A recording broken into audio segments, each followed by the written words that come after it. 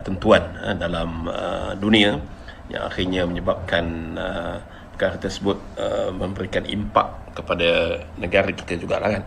Apabila kita yang paling terkesan kita sekarang ni lah berkaitan dengan minyak lah, walaupun mungkin mereka yang tak pakai minyak tak pakai kereta diesel, mungkin mereka tak terasa lah kan. Tapi siapa yang menggunakan kereta diesel, 4-wheel drive, sudah tentulah mereka terkesan dengan harga minyak tersebut.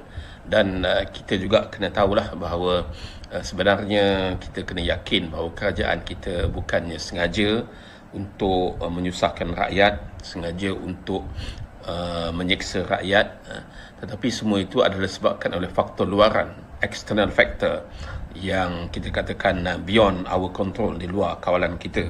Jadi oleh kerana walaupun banyak hujah-hujah yang mengatakan bahawa kita pengeluar minyak, kita dapat untung banyak, mengapa kita tak boleh bayar duit untung itu untuk bayar subsidi. Jadi tuan-tuan kena ingat, pengurusan kewangan negara ini sama juga dengan pengurusan kewangan rumah tangga.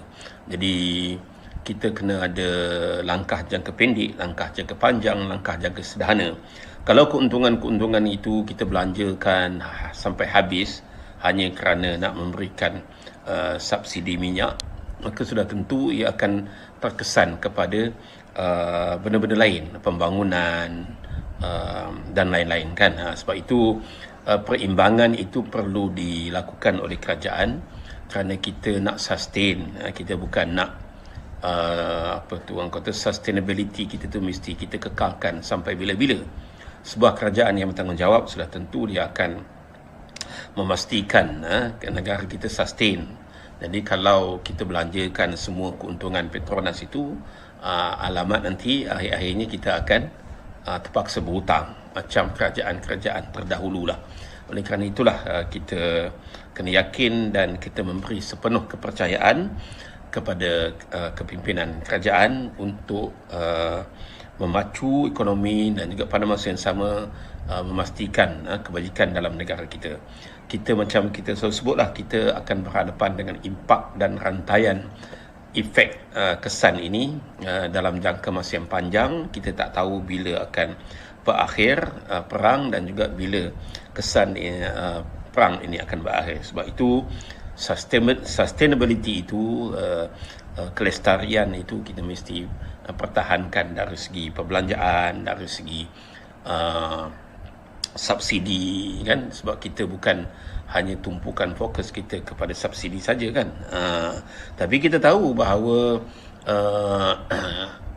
macam saya selalu sebutlah, kita nak supaya bukan sahaja rakan-rakan kita di Semenanjung yang berkorban berkaitan dengan harga diesel ini kan. Kalau kita diminta untuk berkorban, kita diminta untuk berkorban bantu negara, dengan membayar minyak tanpa subsidi, khususnya minyak diesel itu.